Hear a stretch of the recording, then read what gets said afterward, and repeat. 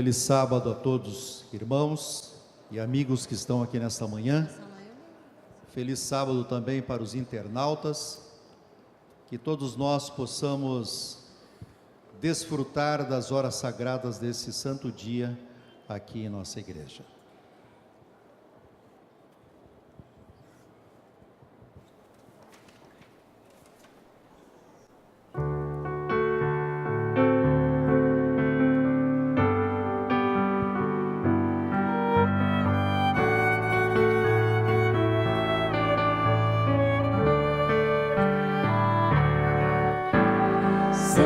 Santo, Santo, poderoso Deus, venho te adorar, venho te exaltar.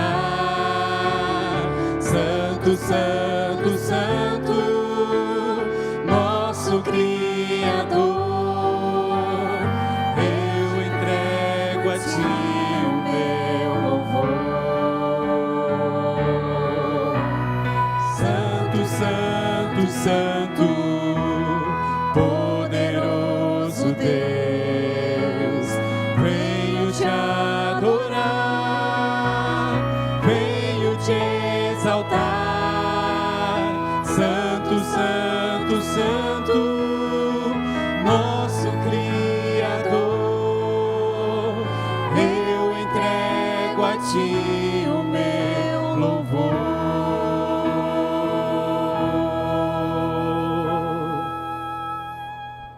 Santo e poderoso Deus, te agradecemos por estarmos na tua casa de oração nesta manhã. Queremos pedir uma bênção especial para cada amigo que está aqui nesta manhã de sábado, todos nós que viemos te adorar nesta manhã, que nós possamos, ó Pai, sentir a tua presença, sentir a presença do Espírito Santo em nosso meio. Em nome de Jesus. Amém.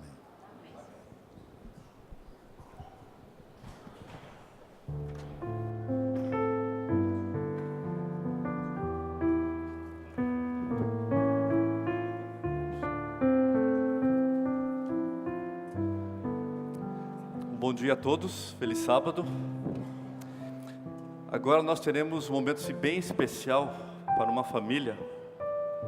E eu quero chamá-los aqui à frente, mas eles estarão trazendo o Joaquim.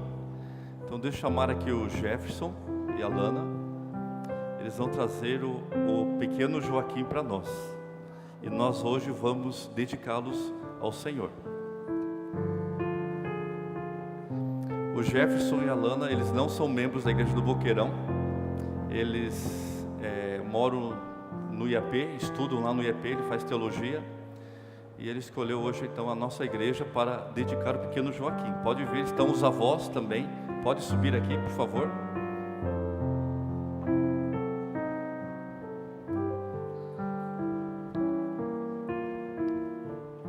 Eles vão nos apresentar o Joaquim. Então, o Joaquim nasceu que dia?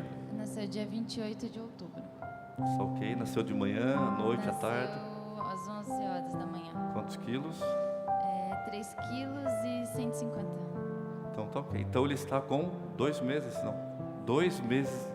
Fez ontem, 2 meses de idade. Então esse é o pequeno Joaquim. Eu quero ler para vocês, de tantas passagens que existem na Bíblia, nós encontramos, claro, uma bem conhecida por nós, que é a passagem diretamente de Jesus, que diz bem assim: deixai os pequeninos, não os embaraceis de vir a mim, porque dos tais é o reino dos céus. Jesus, Jefferson e Alana, ele apresenta as crianças como um reino, o reino dos céus. É o reino que ele veio pregar, o reino de paz, de esperança. E quando olhamos para uma criança, a gente vê que, como Joaquim, ele tem totalmente a dependência de vocês. E quando Jesus falou que dos tais é o reino, demonstrando que nós também devemos ter uma dependência total daquele que nos mantém, que é Deus. A Bíblia também nos diz: ensina a criança no caminho em que deve andar. A gente encontra hoje, infelizmente, alguns pais querendo ensinar, mas não querem viver esse ensinamento. Eu quero colocar o desafio para vocês, de vocês viverem o reino, de vocês viverem esse caminho, para depois poder ensinar. Porque é muito fácil falar, mas tem que viver. É muito fácil um pai pedir para uma criança: estude a Bíblia, estude a lição da escola sabatina, sendo que o filho nunca vê o pai estudar. Então esse é o desafio para vocês. O ensinar é vocês realmente viver esse ensinamento e esse caminho. Porque quando nós olhamos para ele, 2 meses, ele depende muito de vocês. E é um mundo assim tão difícil que nós estamos vivendo nesses dias. Então é o grande desafio para vocês. Porque nós sabemos que um dia Jesus vai voltar. Porque quando nós falamos do reino, nós carregamos essa esperança da vinda de Cristo. E que Cristo irá voltar.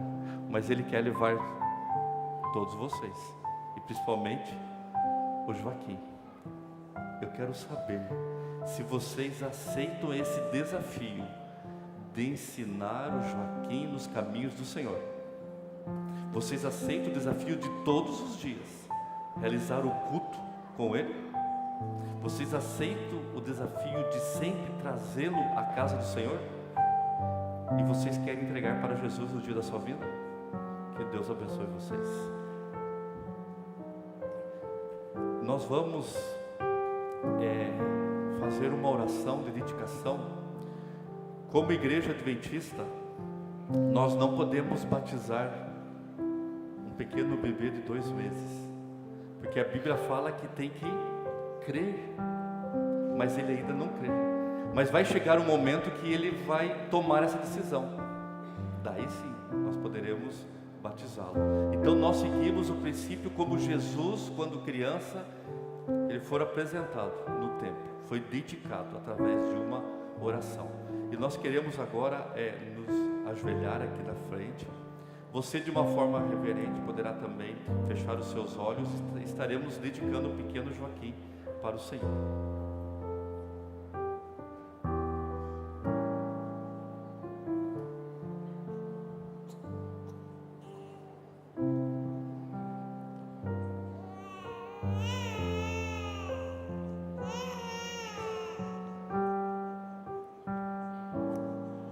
Querido Deus e Pai, nesse momento nós estamos felizes porque nós podemos dedicar o Joaquim a Ti, Senhor, como o Senhor nosso Criador, e como criatura nós reconhecemos o Senhor como o mantenedor das nossas vidas.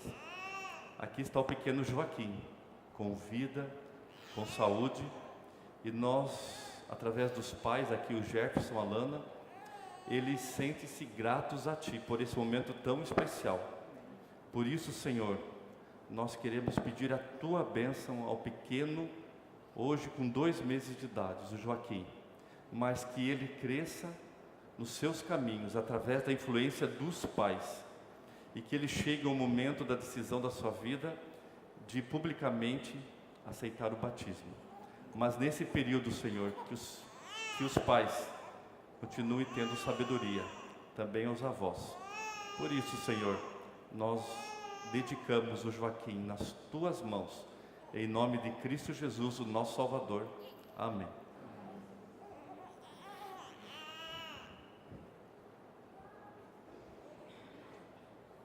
Nós vamos ter uma mensagem musical e nós vamos aqui colocar o pezinho dele.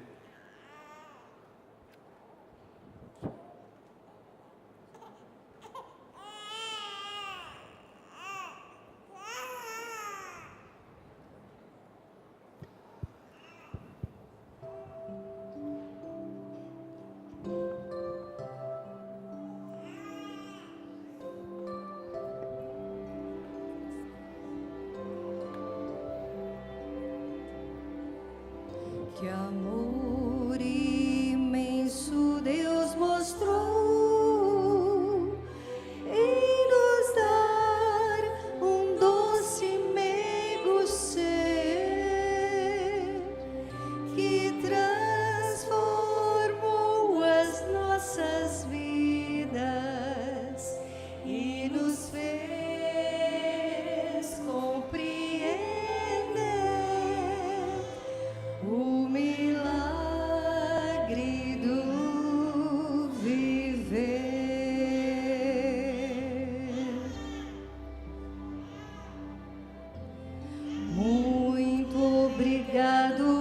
Papai do céu, pelas bênçãos que nos deu, o lar e a família, nossa eterna gratidão para sempre será.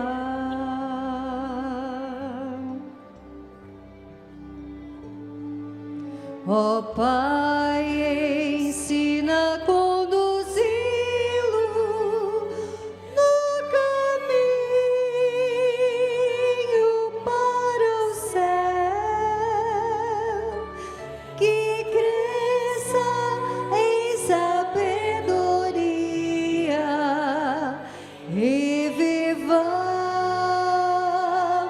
com Jesus para sempre.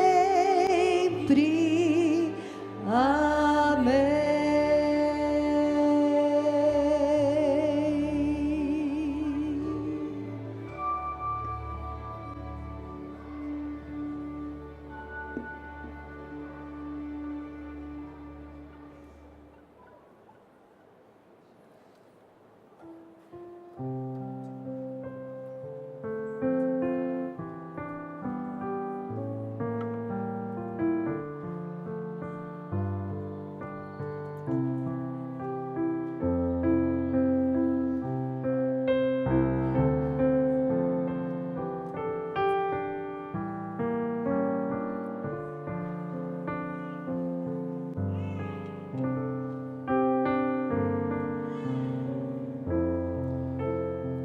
Aqui está hoje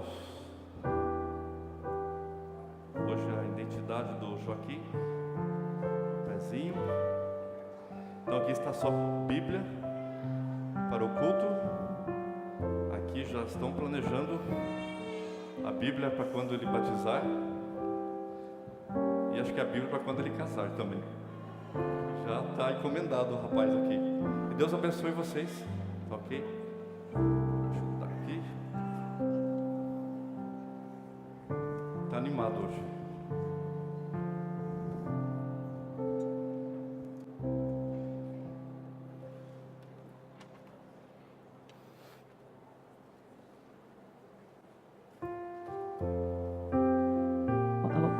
Alô? Bom dia, feliz sábado novamente. Só o Delino que respondeu e a Liz. Bom dia! Ah, agora sim. É um sábado feliz, né? Que bom que você escolheu no primeiro lugar estar com Deus. E nós vamos cantar o hino Lar Feliz 572. Como gostaríamos, né, de ser felizes 24 horas. Mas no mundo do pecado, infelizmente, temos as nossas aflições, as nossas preocupações. Mas como nós somos escolhidos de Deus, nós temos que estar felizes, pensando na volta de Jesus, para estarmos um dia nesse lar feliz. Vamos ficar de pé para cantar, por favor? Louvar a Deus.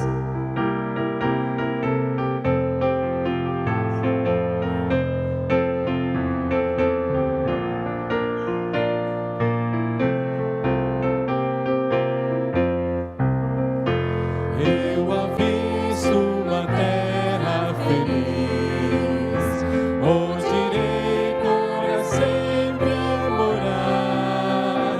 Há mansões neste lindo país,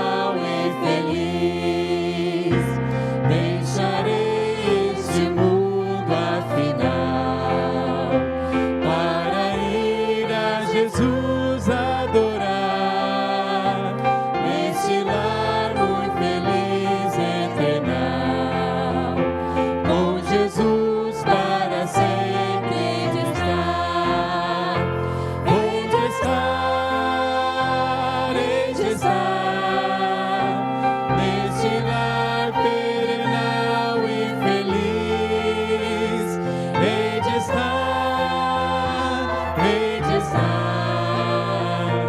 nesse lar perenal e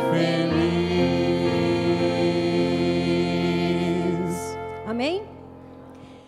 Continuando, né, nessa alegria, nessa felicidade que nós estamos, nós iremos louvar o hino 570, que é Além do Rio, né? Que todos, com certeza, almejamos ver esse rio, que nós vamos estar felizes, cantando, louvando a Deus. Com mais alegria, com mais entusiasmo, vamos louvar esse hino, Além do Rio.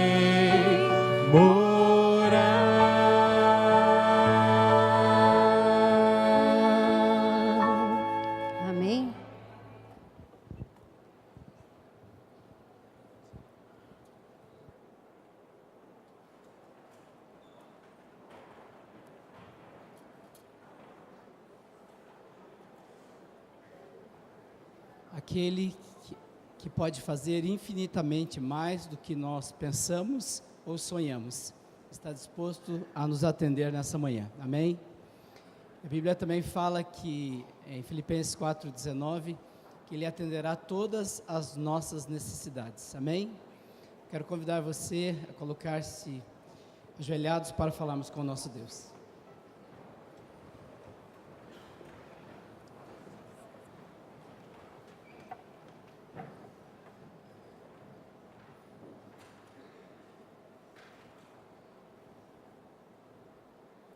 Querido e amorável Deus, o nosso louvor, a nossa gratidão e a nossa alegria pela graça de Jesus nessa manhã.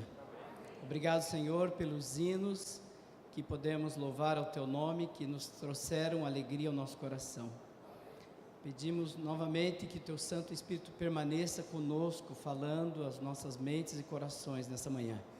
Que a graça de Jesus nos faça vibrar de alegria, Senhor, nas grandes expectativas e sonhos que o Senhor tem prometido por nós, que possamos vê-los cumpridos em nosso tempo.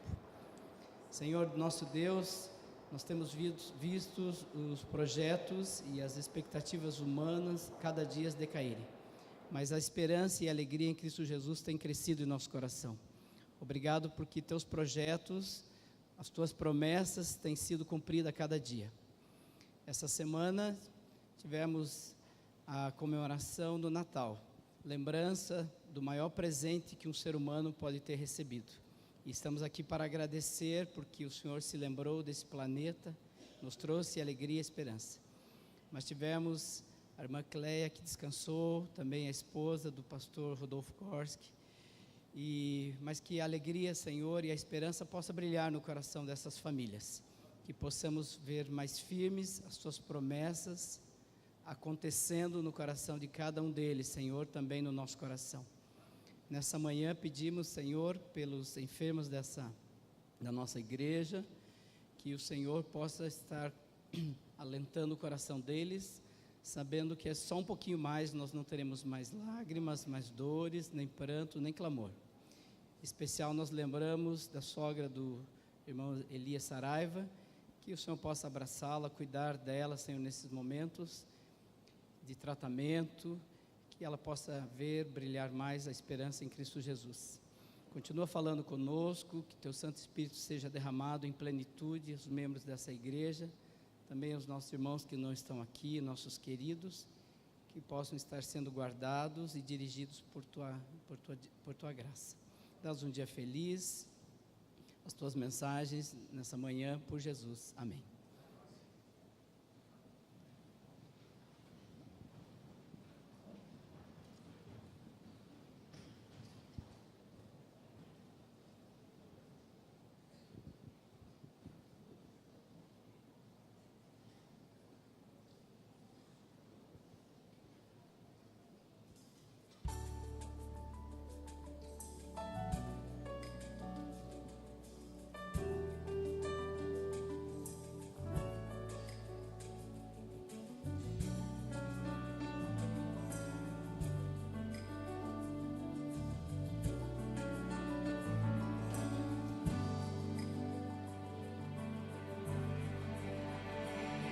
Quando esteve aqui, maltrataram meu Jesus.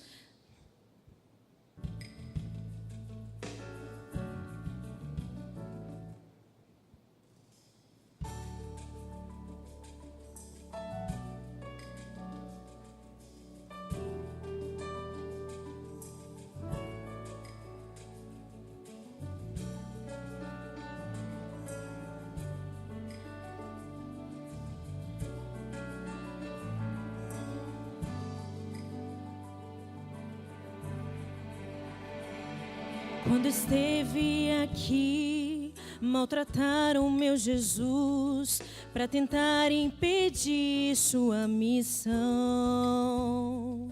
Vem o dia, porém, em que o mundo irá temer e o Messias virá como um rei.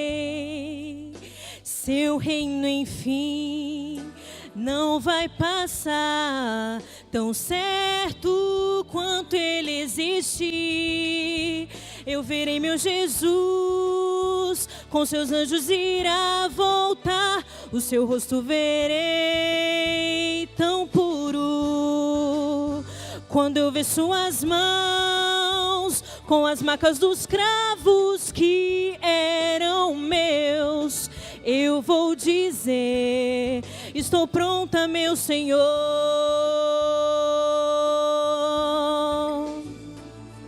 Tanto tempo passou, mas quase nada mudou. Muita gente nem sabe de Jesus. A verdade, porém, para sempre reinará quando a glória de Deus se revelar.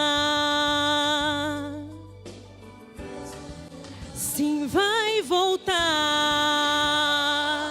tão certo quanto Ele exigir. Eu verei meu Jesus, com seus anjos irá voltar. O seu rosto verei tão puro. Quando eu ver suas mãos, com as marcas dos cravos que eram meus, eu vou dizer: estou pronta, meu Senhor.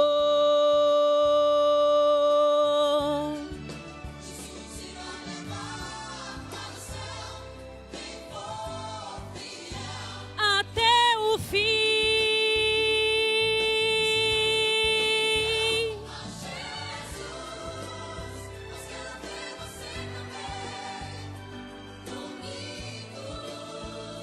Comigo eu verei meu Jesus, com seus anjos irá voltar. O seu rosto verei tão puro.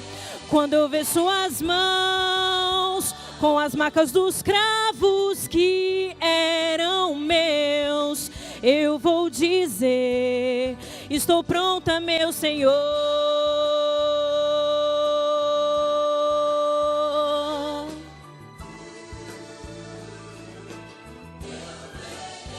Quando eu ver suas mãos, com as marcas dos cravos que eram meus, eu vou dizer: estou pronta, meu Senhor.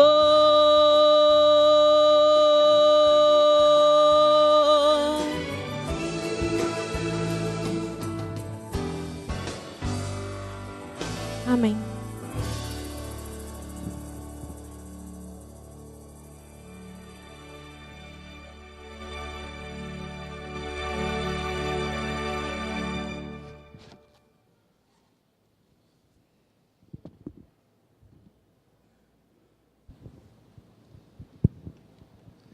Quero apresentar a igreja, o pregador dessa manhã é o pastor Alan Jones. Ele é pastor na igreja de Campo Largo. A região aqui, antes de Campo Largo, ele era pastor numa igreja bem diferente. Alguns gostariam de frequentar. Uma igreja que ficava dentro de um shopping, lá em Manaus. Mas daí ele estava muito longe e resolveu voltar para cá, para o Paraná. Ele é paranaense. Pastor, obrigado, está de férias, mas aceitou o convite de estar conosco aqui. Agradeço ao convite, ao carinho da igreja do pastor César. O César sempre gosta de mencionar a igreja do shopping. Eu acho que é ele que gostaria de estar lá, né? É uma igreja um pouco diferente. Eu estive lá por 3 anos, até quando eu estava chegando aqui, tinha um senhor na porta, ele estava dizendo que estava muito quente. Eu falei: não está quente não, ainda não. No Amazonas é um bocadinho quente também. A minha esposa também está por aqui, só não sei, em algum lugar, ali atrás. Lá no fundo está minha esposa, a Kátia. Faz um tchauzinho que alguns estão olhando isso, está ali bem atrás ali. Junto com ela estão os meus filhos, a Ágata, tem 12 anos, o Aron, tem 7 anos. E hoje tem uma agregada, né, uma sobrinha que está conosco, a Águida. Muitas pessoas me tratam por paranaense. O César também tem essa impressão. Mas não é só ele, tá? Muita gente. É que eu morei muito tempo aqui. Mas eu sou capixaba. Nasci no Espírito Santo. Vim para cá quando pequenininho, fiquei aqui muito tempo. Depois de terminado teologia, rodei um pouquinho. Trabalhei no Espírito Santo também. Depois trabalhei no Amazonas, agora trabalhando aqui em Campo Largo. Mas é é bom estarmos juntos aqui nesse lugar. Hoje é o último sábado antes do próximo ano. Estamos terminando. E sempre vem as lembranças, né? Como foi o ano. Melhor do que as lembranças de como o ano se foi, é melhor olhar para frente. E não a propósito, César, essa semana ele me convidou, ele perguntou, né? Você tem o título da mensagem, a dinâmica da reflexão de sábado. Eu estava pensando que não foi a propósito, mas a reflexão de hoje ela tem que ver com o que vamos recapitular daqui a pouco na lição. A Nova Jerusalém. Um ano termina, um a menos para a nova cidade. Menos um. Convido você a abrir a sua Bíblia comigo no Evangelho de Lucas, capítulo 19, verso 41. Evangelho de Lucas, capítulo 19, a partir do verso 41.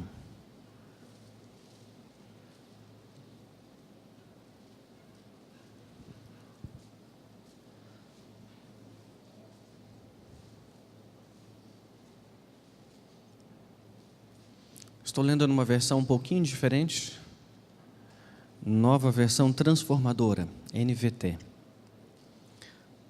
Diz assim o texto bíblico. Quando Jesus se aproximou de Jerusalém e viu a cidade, começou a chorar. Como eu gostaria que hoje você compreendesse o caminho para a paz, disse ele. Agora, porém, isso está oculto aos seus olhos. Chegará o tempo em que seus inimigos construirão rampas para atacar seus muros e a rodearão e a apertarão o cerco por todos os lados. Esmagarão você e seus filhos e não deixarão pedra sobre pedra, pois você não reconheceu que Deus a visitou. A cena não poderia ser mais comovente. Era a última viagem de Jesus a Jerusalém. E ele sabia o que estava aguardando. Ele estava vindo de Jericó. Ele havia ordenado que 2 de seus discípulos que estavam com ele encontrassem um animal para a entrada triunfal em Jerusalém. E do monte se podia ver a cidade de uma forma extraordinariamente bela. Num primeiro plano, para quem vem por essa estrada, o que aparece é o grandioso complexo do templo, cujo portal de ouro, iluminado pelo sol da manhã, reluzia sobre as paredes de mármore branco. Atrás do templo e abaixo, milhares de casas, cercado por torres, enormes torres. Aquele era o tempo da Páscoa. E judeus de todo o mundo estavam ali. E pelo meio dos hortos e vinhedos e por todas as encostas da cidade, as tendas dos viajantes davam um colorido adicional àquela cena. Calcula-se que tinha cerca de 30.000 habitantes em Jerusalém, mas nessa época, na época da Páscoa, chegava a aproximadamente 200.000 pessoas. Consegue imaginar a cidade assim? Ao contemplar aquela cena, qualquer um estremeceria o coração de alegria. Mas o texto bíblico diz que Jesus começa a chorar. Mesmo estando rodeado de seguidores, e eram muitos, que o aclamavam, diz o texto, ainda assim, ele começa a chorar. Mesmo sendo aclamado como Messias, ele antevia os eventos futuros e da cruz que se aproximava, e bem como das consequências sobre este povo. Muitos daqueles que estendiam ramos, a famosa entrada triunfal, o domingo de Ramos, muitos daqueles que estendiam ramos sobre os seus pés, aclamariam a sua morte no final daquela semana. Deus escolhera Jerusalém. Deus escolhera Jerusalém para ser o palco das mais estupendas, as maiores manifestações divinas na terra. Muito antes que o templo existisse, ou mesmo que Jerusalém fosse o que era, aquele lugar não passava de um pequeno povoado. Era uma pequena vila, sobre a colina de Alfeu, do lado sul do Monte Moriá. E o Monte Moriá não é outro, senão o local onde o templo seria construído. Naquele mesmo lugar, em que o sistema sacrificial seria estabelecido de forma definitiva, e em cujo altar Jesus talvez morreria, caso não fosse rejeitado por Israel, Deus revelou ao pai da fé, Abraão, de forma clara e sem nenhum tipo de sombras, os mistérios da redenção. Lembram do momento em que Abraão sobe no Monte Moriá com Isaac? Diante da pergunta de Isaac, onde está o cordeiro? Abraão respondeu, Deus proverá para si o cordeiro. Mas Abraão não fazia a mínima ideia do alcance, do significado profético das suas palavras. Mesmo no momento em que ele levantava o cutelo, Abraão ouviu a voz de Deus, dizendo que aquilo era, senão, um teste. E ao lhe mostrar o cordeiro preso pelo chifre entre os arbustos, o idoso patriarca pôde compreender o tremendo sacrifício que Deus faria pela redenção da humanidade. Falando sobre este momento, o apóstolo João, no Evangelho de João, no capítulo 8, no versículo 56, diz assim: seu pai Abraão exultou com a expectativa da minha vinda, ele a viu e se alegrou. Naquele momento, com os olhos da fé, Abraão pôde contemplar o dia em que, naquele mesmo lugar, Deus planejava oferecer o seu próprio filho como sacrifício pelos pecados da humanidade, no Monte Moriá, muito antes que o templo existisse. Deus já havia pré-anunciado o Evangelho a Abraão. O apóstolo Paulo fala a mesma coisa, Gálatas capítulo 3, verso 8. Jerusalém é uma cidade muito antiga, remonta ao início do 3º milênio antes de Cristo. Estamos falando de uma cidade que tem mais de 5.000 anos. Mas é bem provável que na época do patriarca Abraão, ela não passasse de uma pequena fortaleza sobre a colina de Alfeu, nada mais do que isso. Melquisedeque é mencionado como rei de Salém, o que pode ser interpretado por muitos estudiosos como uma referência a Jerusalém. Mas a primeira vez que o nome Jerusalém aparece é no livro Josué capítulo 10, no contexto das conquistas de Canaã por Josué. Nas suas batalhas de conquista, uma das cidades onde ele alcança é Jerusalém. Porém, nesta época, a cidade ainda pertencia aos cananitas e continuou assim. É somente no tempo de Davi, 300 anos depois de Josué, que ela é conquistada e então transformada na capital. Primeiramente, capital política.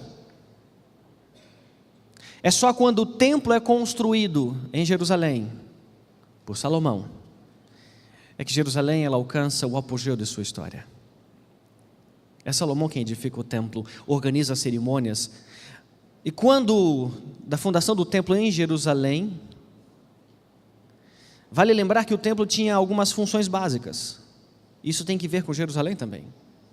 Primeiro que o templo serve de morada para Deus. Lembram de Gênesis, Êxodo 25, verso 8? Era sonho de Deus estar no meio do povo. Mas para que um Deus santo pudesse morar com o seu povo, tinha que criar um meio de expiar o pecado. Um povo pecador não pode suportar a presença de um Deus santo. E o santuário era na verdade uma parábola viva do plano da redenção. Uma explicação clara de como Deus lida com o problema do pecado. Esta é a segunda razão da existência do templo? A morada de Deus entre os homens.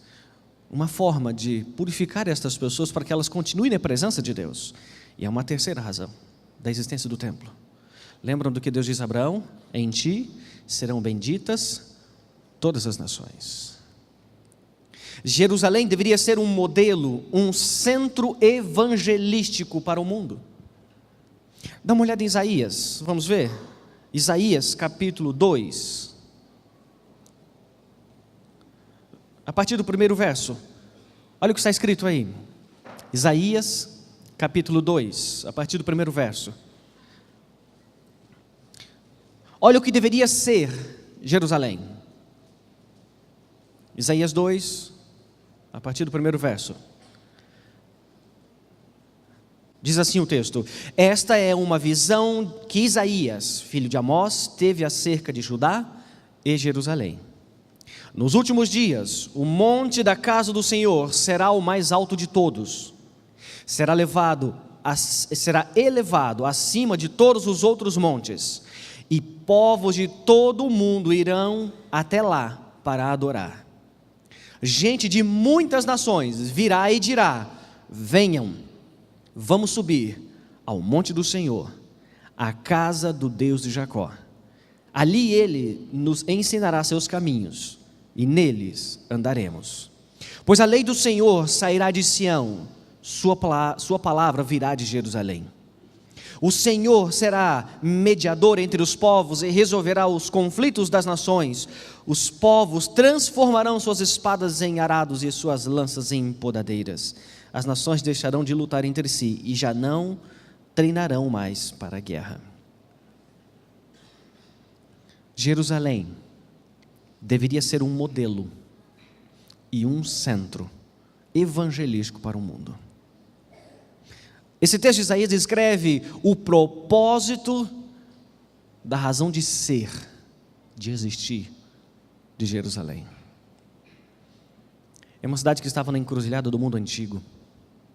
Jerusalém deveria ser o modelo, o centro evangelístico para o mundo,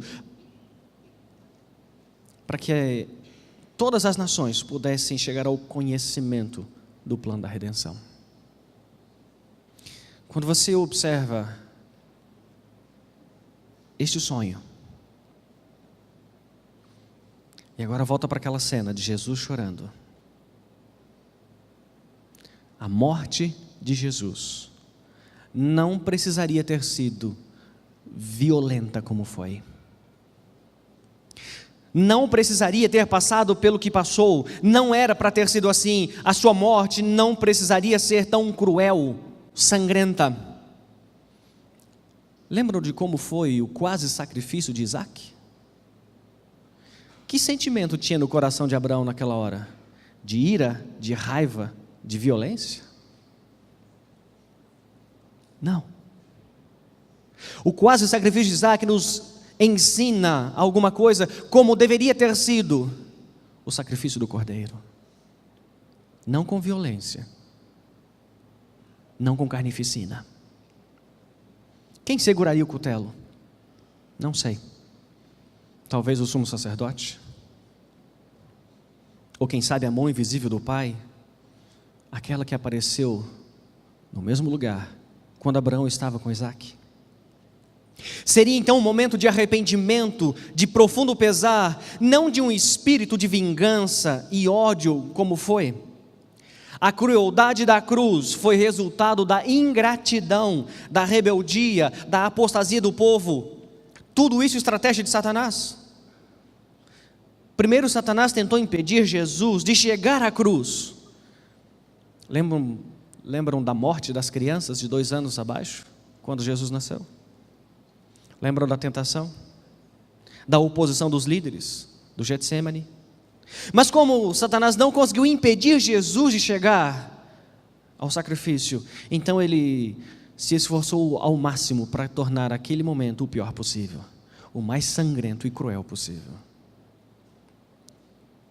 E ali estava Jesus, prestes a entrar em Jerusalém e cumprir o propósito para o qual viera. mas ele já sentia o gosto amargo do cálice que o aguardava.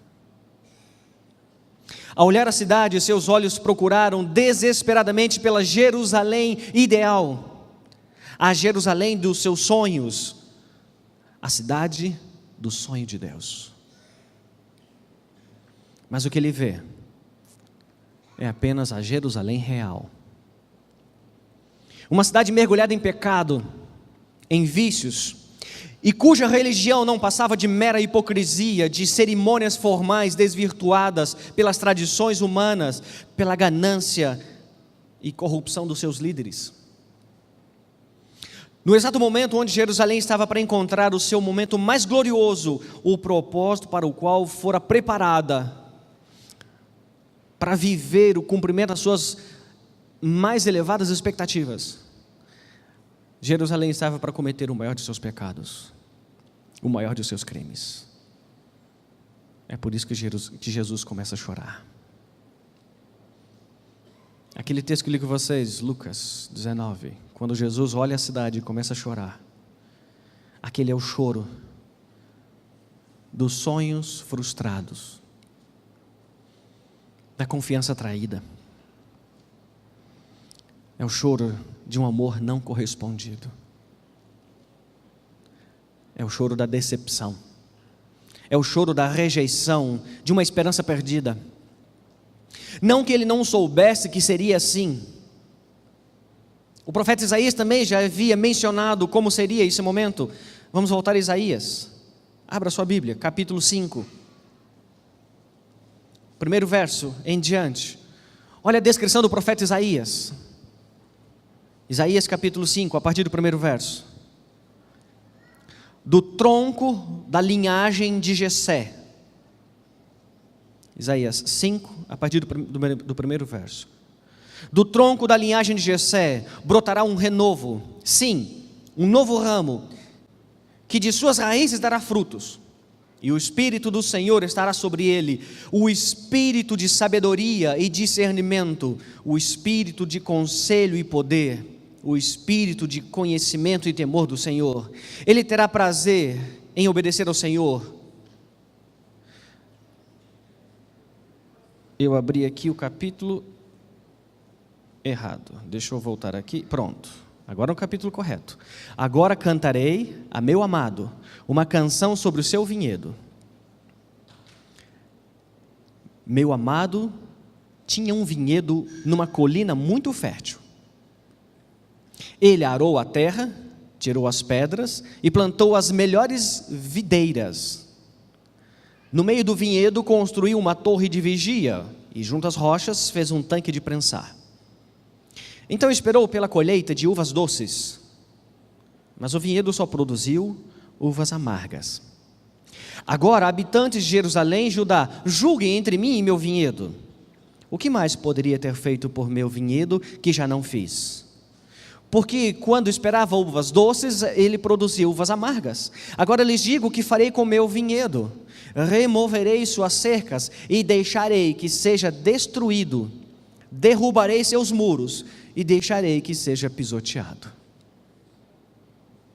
O profeta já havia dito de que apesar de Jerusalém ter sido a cidade dos sonhos de Deus, foi um povo rebelde.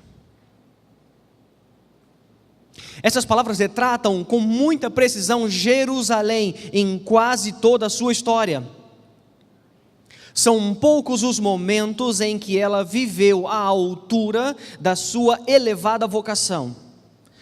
Poucos os momentos em que esteve bem próximo de cumprir o seu propósito. Posso me lembrar de dois. Ainda com Salomão, o primeiro deles. Lembram que a rainha de Sabá ficou boquiaberta ao ouvir as histórias a respeito de Jerusalém, e ela decide visitar pessoalmente Salomão. Ela queria entender quem era aquele povo, quem era aquelas pessoas, o que era aquela nação, o que era aquele templo, quem era o seu Deus. Há um segundo momento, quando Ezequias é rei. Lembra que Ezequias estava doente, Ele ora a Deus e Deus lhe concede a misericórdia, lhe dá uma sobrevida. Babilônia, o rei de Babilônia ouve as histórias e fica impressionado. Envia mensageiros. Quem é esse povo? Quem é o Deus que concede mais vida ao seu rei? Como que funciona isso? Mas infelizmente Ezequias, ao invés de mostrar o templo, o seu Deus, mostrou o cofre. Custou caro. Histórias de fracasso são muitas. Bênçãos e privilégios que nenhum outro povo jamais recebeu. Mas ao invés de produzir uvas boas, lembra o que diz o texto? Produziram uvas bravas. Ao invés de exercer juízo, quebraram a lei. E por tudo isso, Deus também sabia o que aconteceria ao seu filho quando o enviasse.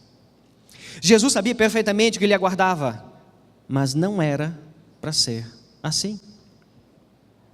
Não precisava disso. É por isso que ele chora pelo fracasso de Jerusalém em não reconhecer o tempo da sua visitação, mas o que mais o incomoda é a tristeza de ver a sua cidade querida, o seu povo, naquela situação desesperadora. Há um texto interessante no livro Grande Conflito, na página 21, que diz assim: quando o Cristo estivesse suspenso da cruz do Calvário, teria terminado o tempo de Israel, como nação favorecida e abençoada por Deus. Vez por outra nós ouvimos alguns comentários aqui a colar de algumas interpretações teológicas, dizendo alguma coisa a respeito de Israel. Hoje Israel não tem nada de especial. Não tem nada. Eu vou ler de novo, Grande Conflito, página 21. Quando Cristo estivesse suspenso da cruz do Calvário, teria terminado o tempo de Israel como nação favorecida e abençoada por Deus. A perda de uma única alma, continuo lendo o Grande Conflito, a perda de uma única alma que seja é calamidade infinitamente maior que os proveitos e tesouros da vida.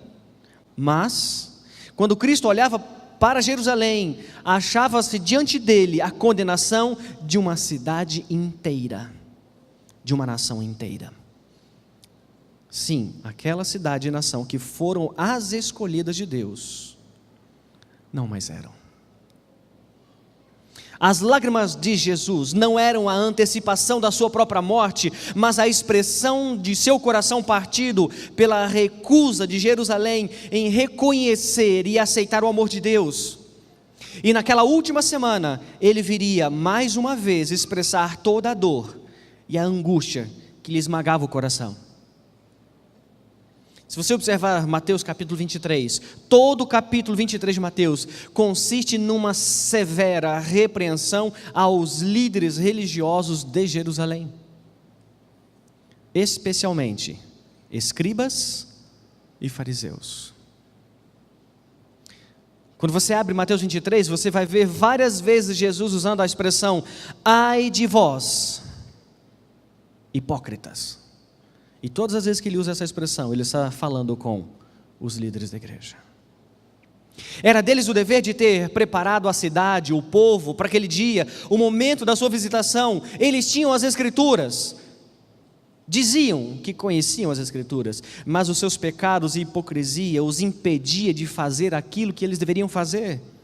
Eram guias cegos, falavam mas não faziam, pregavam e não viviam. E o pior de tudo, se orgulhavam da sua religiosidade.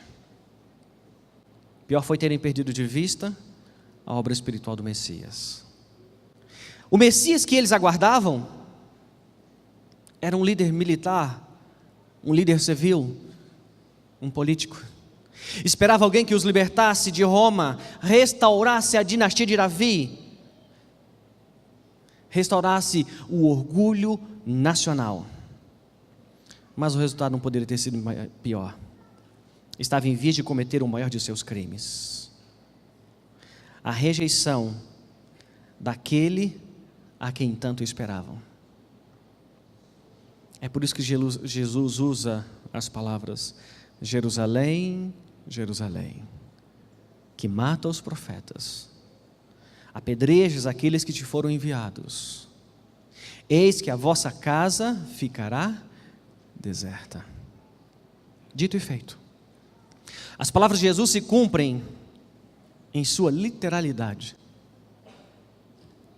Algumas décadas mais tarde, anos 70, os romanos marcharam sobre Jerusalém como um rolo compressor. Depois de um cerco de 5 meses, as tropas romanas, lideradas pelo general Tito, rompem as resistências, entram e destroem tudo que está pela frente. O livro de Flávio Joséfos, um historiador, conta que centenas de milhares de judeus morreram. Tanto a cidade quanto o templo, tudo destruído até seus fundamentos. O que existe hoje na Jerusalém moderna nada mais é do que o pedaço de uma torre de vigia, porque a cidade e o templo não existem mais. Triste fim daquela que fora escolhida por Deus. Triste fim daquela que fora escolhida para ser a morada de Deus na terra. Triste fim daquela que fora escolhida para ser o palco dos maiores atos divinos em favor da humanidade. Triste fim daquela que fora chamada pelos profetas como a cidade alegre, a cidade de Deus. As cicatrizes continuam até hoje. A Jerusalém moderna é uma cidade dilacerada, dividida até a alma por 2 povos que se odeiam em um ódio mortal. O templo não existe mais. No seu lugar, o que se vê hoje é uma mesquita. A glória de Jerusalém se foi, e com elas as esperanças de Deus para com aquele que fora o povo mais privilegiado e abençoado sobre a face da terra. Mas Deus ama Jerusalém. Abra sua Bíblia comigo, Apocalipse 21. Verso 1.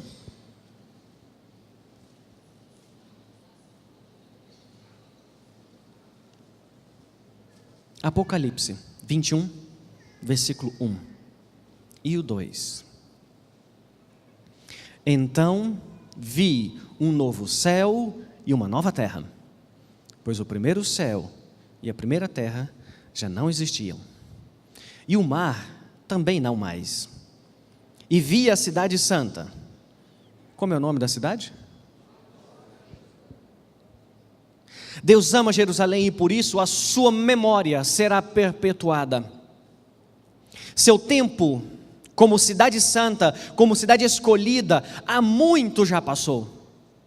Mas Deus preservou a memória daquele nome, daquele lugar que foi o objetivo especial de seu amor. O palco dos eventos extraordinários do plano da redenção. Tudo será novo, diz o texto de Apocalipse. Nova terra, novo céu, nova cidade. Mas o nome ainda é Jerusalém. Segundo Zacarias, ela descerá do céu e pousará no mesmo lugar. No mesmo lugar onde estiver edificada a antiga Jerusalém. No Monte das Oliveiras. Colina sul, no Monte Moriá, na colina Ofel. Quando você abre Apocalipse capítulo 21 e 22, temos algumas características da Nova Jerusalém. Um fulgor semelhante a uma pedra preciosa, toda murada, 12 portas, 12 fundamentos, um tamanho magnífico, toda de ouro, adornada com pedras preciosas, portas de pérolas, não haverá santuário, não terá sol, as portas nunca se fecham, nunca mais o pecado voltará a existir ali. No meio, uma praça onde estará o trono de Deus, de onde nasce o rio da água da vida. Nas 2 margens, a árvore da vida. Tentativas humanas de descrever o que é indescritível. João faz o seu melhor ao tentar dizer para nós o que ele vê. Mas as palavras humanas são incapazes de descrever o que Deus está preparando. A linguagem de Apocalipse diz que as nossas maiores expectativas vão ser superadas. Então aquele sonho de Deus, longamente acalentado, será uma realidade. Quando você olha Apocalipse 21, verso 3 e 4, diz assim: ouvi uma forte voz que vinha do trono e dizia: vejam, o tabernáculo de Deus está no meio de seu povo. Deus habitará com eles, e eles serão seu povo. O próprio Deus estará com eles, e lhes enxugará dos olhos toda lágrima, e não haverá mais morte, nem tristeza, nem choro, nem dor. Todas essas coisas passaram para sempre. Junto com a Nova Jerusalém, Deus virá e fará sua morada com o seu povo aqui na terra. Significa dizer que a própria estrutura do universo será alterada. O céu passa a ser aqui. Deus quis que Jerusalém fosse o centro da terra, e este propósito nunca foi alcançado. Mas o será em relação à Nova Jerusalém, mas agora com o centro do universo. O trono de Deus estará aqui. E Ele viverá fisicamente entre seus filhos. Deus em pessoa habitará com os redimidos. E esta será a maior bênção da Nova Jerusalém. Há um texto em Testemunhos Seletos, no volume 3, na página 366, que diz assim: e qual é a felicidade do céu se não ver a Deus? Que maior alegria poderia sobrevir ao pecador salvo pela graça de Cristo do que contemplar o rosto de Deus e conhecê-lo como Pai? Mas a promessa, por si só, não é nenhuma garantia na minha e na sua vida. A Nova Jerusalém é uma realidade, mas você e eu podemos ficar fora dela, fora de suas alegrias. A antiga Jerusalém nunca se tornou de fato a cidade dos sonhos de Deus, por excesso de confiança própria, por causa dos muitos pecados de seus habitantes. Não conheceram o tempo da visitação divina. Estavam tão envolvidos em si mesmos, satisfeitos com uma religião de formas e aparências, que não conheceram o Filho de Deus, quando este vem em forma humana. Eles esperavam o Messias, mas o Messias que esperavam era uma caricatura da sua própria imaginação. Nós também não estamos esperando o Messias? Da mesma forma. Quando chegou o grande momento, eles não estavam prontos, sequer reconheceram Jesus. Rejeitaram o maior dom de Deus. Sabe, nós estamos correndo os mesmos riscos, enfrentamos os mesmos problemas. Corremos o risco de perder a essência da religião, que é uma relação íntima e pessoal com Deus, e nos apegarmos apenas às formas e aparências. Estamos também em perigo de, aguardando a volta de Jesus, não estarmos prontos para quando Ele aparecer. O maior pecado de Jerusalém foi a rejeição de Cristo, porém isso não aconteceu da noite para o dia. Foi uma série de outros pecados ao longo do tempo se afastaram, a ponto de não mais reconhecerem a Deus. E como isso foi possível? A substituição da palavra de Deus por tradições humanas. O descaso com a essência da religião, que é um relacionamento pessoal com Deus.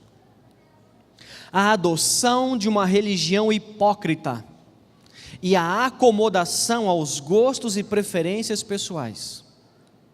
E como se isso não fosse suficiente, a ideia de que o simples fato de pertencer ao povo escolhido era suficiente para garantir a bênção e a proteção divina. Tudo isso impediu Jerusalém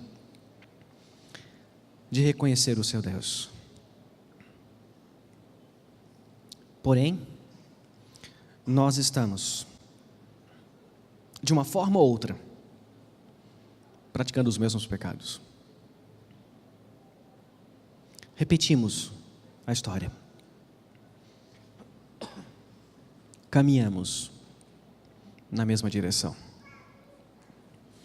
Quantos de nós, por exemplo, não minimiza a importância da palavra de Deus, do claro, assim diz o Senhor, substituindo as suas revelações pelas nossas próprias ideias, pelas nossas próprias opiniões sobre religião.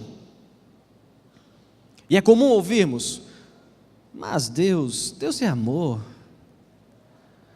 Mas eu acho que não tem problema sim. A tirania do achismo. Quantos de nós não procuramos acomodar a vontade de Deus às nossas necessidades e conveniências pessoais? E algumas vezes dizemos, mas não precisa ser bem assim. Deus vai se satisfazer dessa forma também. E aí vamos relativizando todas as coisas. Quantos de nós não tem adotado uma religião de formas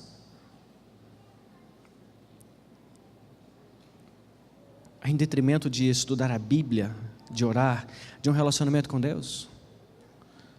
Em outras palavras, a tirania da hipocrisia. Quantos de nós não temos corrido ou ocorrido no erro de se imaginar ou imaginar que por pertencer à igreja X ou ter o nome no livro X já é suficiente para ser salvo? Se a gente fosse resumir os pecados em 3 palavras, eu diria: desobediência, hipocrisia, presunção. Não estamos nós de alguma forma ou outra incorrendo nos mesmos erros? Isso significa apenas uma coisa: nós também corremos o sério risco de não reconhecer o Messias quando ele voltar quando ele vier pela segunda vez. Significa dizer que corremos o sério risco de não estarmos prontos quando ele voltar. As lágrimas que Jesus derramou no Monte das Oliveiras ao contemplar a cidade escolhida deveriam produzir em nós uma profunda reflexão. Nós estamos às portas da Nova Jerusalém, só mais um pouco e aquele que há de vir, virá. O plano de Deus de ter para si um povo santo, para que ele possa habitar livre em seu meio para sempre, será uma realidade. Até porque a execução desse plano não depende nem de mim nem de você. A questão, portanto, não é se haverá ou não uma Nova Jerusalém. A questão é: eu e você estaremos lá? A pergunta não é se o plano de Deus vai se concretizar, mas se individualmente fazemos parte do sonho de Deus.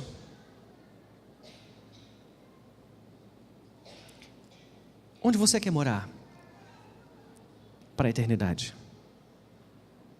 Que lugar?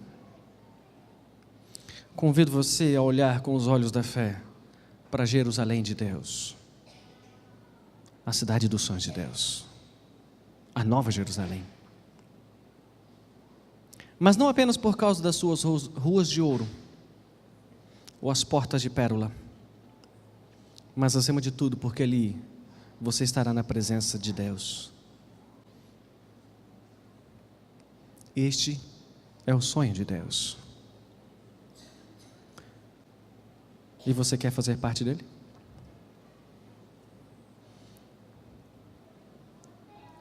Que pela graça e misericórdia de Deus, eu e você também aprendamos a viver sonhando com um dia e que faremos parte do sonho de Deus por toda a eternidade. Que Deus nos abençoe.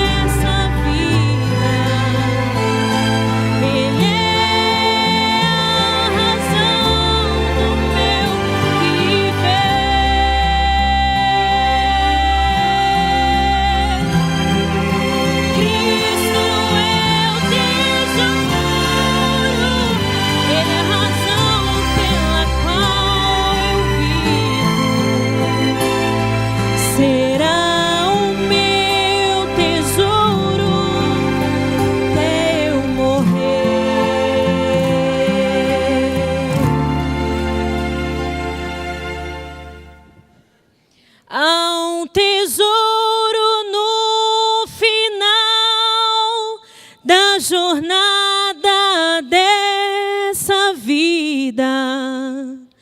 Ele é a razão do meu viver.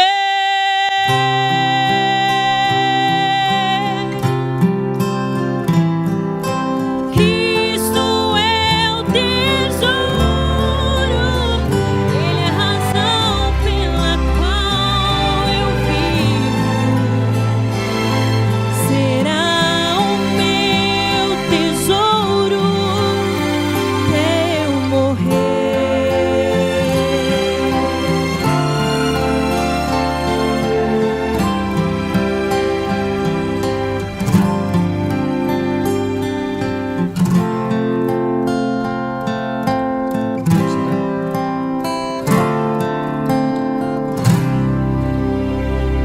Santo Deus.